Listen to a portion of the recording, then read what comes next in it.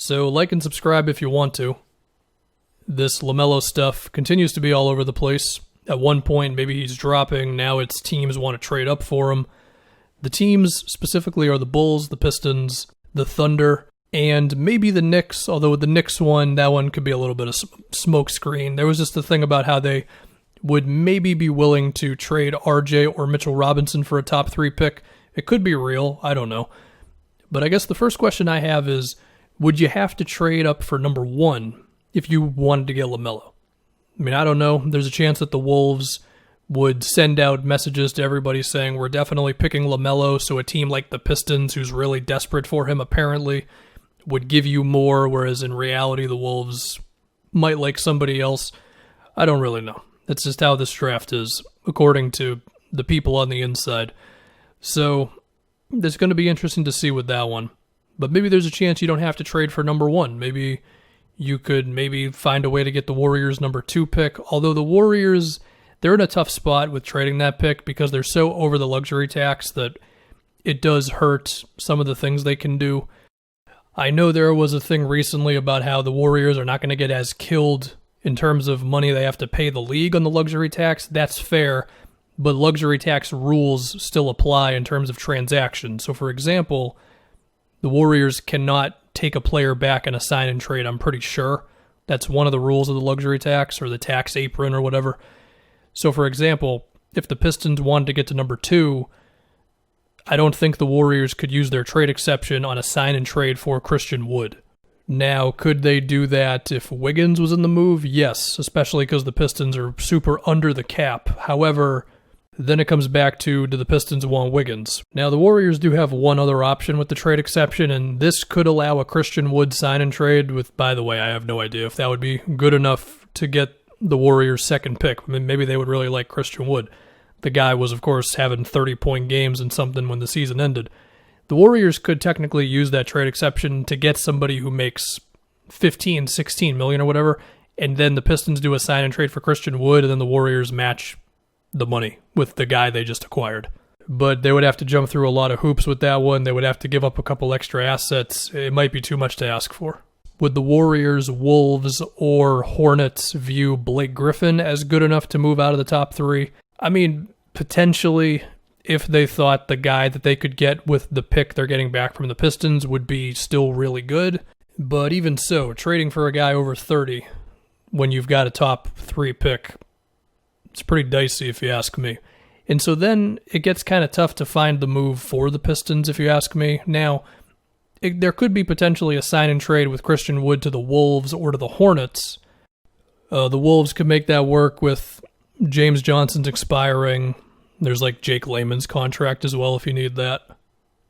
And in the case of the Hornets, there's Cody Zeller's contract. There's still the big fat Nicholas Batum contract sitting there. So there's ways to make the money work. But it just comes down to, if you're the Hornets, do you think Christian Wood, if we're just talking about the Pistons, we'll get to the Bulls and the Thunder and all them. Do you think Christian Wood is worth it? Same thing for the T-Wolves. If we get to the Thunder, I think Shea is a good starting point for any team who might be looking to move out of the top 3. But they could view Shea as not as good as the guy they could be selecting. Because Shea makes so little money because he's on his rookie contract, this actually would get the Warriors back into play, and if Golden State acquired Shea, then, well, that would be kind of huge for them. I don't know if there's anybody else on the Thunder that the teams in the top whatever would want. Would the T-Wolves want Shea? I could picture it. I could picture the Hornets wanting him as well. Yeah, they got a bunch of guards, but you could argue Shea is better than Devontae and Rozier, and I think with the Wolves, Shea would fit in. He would give them the defense they need. And OKC, of course, has a whole bunch of draft picks. But you could also argue that the Thunder should just keep Shea and go from there. I mean, Shea's really good. But if they thought Lamelo was better than Shea, then perhaps you do it. Is Schroeder or Gallo going to get you into the top 3? I doubt it. If we move on to Chicago, I mean, they're already sitting at number 4. I think they're the team in the least desperate spot among the teams rumored here, at least. Would they move Levine or Markkanen? I mean, if it was to the Warriors, they could fit in Markkanen with the trade exception. With LaVine, it would have to be the Wiggins contract, so that might kill it right there. For the sake of the Hornets, yeah, they could view Markkanen or LaVine as really good pieces moving forward.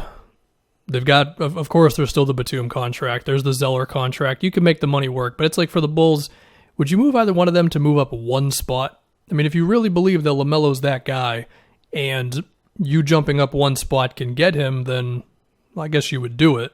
The other thing to think about with Chicago is, are they going to pay LaVine and Markkanen? I mean, if they're not making the playoffs and those are your two best players, I don't think it makes a lot of sense to extend both of them on big contracts. Would the T-Wolves like either one of them? I mean, offensively speaking, Markkanen and Towns would be great, but you'd have to get some defensive players at some point with that team. Would LaVine fit in with those guys? They've got the James Johnson contract. They've got, maybe Culver would be moving in a move like this. Although if you're the Wolves, you might say, well, we're already giving you number one. We're not going to give you Culver as well, but whatever it would be. Yeah, potentially. My gut says no. I think I just don't believe the Bulls would really trade LaVine, especially because, again, they're picking a number 4, so they've got a better chance than any of the other teams here to get a good player. So as I keep saying this offseason, we'll just have to see. It always comes down to the top 3 teams, in this case specifically LaMelo, like what do they really view in LaMelo? I mean, there's reason to believe he can be the best player in this whole thing because of his playmaking, his shot creation. You could say that his shooting percentages have more to do with shot selection, as in taking some jumpers with guys in his face, that sort of thing, more so than an inability to shoot. His free throw percentages have been in the 70s, so that's cool. And yeah, he's got to show more desire to play defense, but he's got the size to be a good defender. And I think I've been pretty consistent with this one. I feel like with all top 3 teams, you could be optimistic about LaMelo's fit, you could be cynical about his fit, but if you think he's the best player, then you just pick him. I mean, D'Angelo Russell is cool, but he's not good enough to not pick LaMelo if you think LaMelo is better. Same thing with Devontae Graham. I think it's a safe bet to say LaMelo is not going to be as good as Steph Curry, but I also think LaMelo could fit in well with Golden State. I mean, sure, he would have to adjust his play style a little bit. He's not going to have the ball every single possession, pick and rolls, ISOs, that sort of thing. But he would get that sometimes. I mean, Clay and Steph are 2 of the best off-ball players ever. Oh, I think I should mention the Knicks. They were in here for a little bit. Is RJ Barrett good enough to move a top 3 pick for? I mean, I like RJ. I think his rookie season percentages had more to do with the lack of shooting around him, more so than his actual skill set. But even with that said, I just have a tough time believing a team would move out of the top 3 for him. But like always, you never really know. I think the Pistons are the most desperate to make a move, but I just don't know if they have the most stuff. I think OKC has the most stuff if they're willing to put Shea in the deal. Anyway, if anything happens, we're going to find out pretty quickly. The trade moratorium, I believe it's the 16th, so it'll be fun. And probably a bit overwhelming. Anyway, like and subscribe if you want to. LaMelo Ball. Oh, one more thing.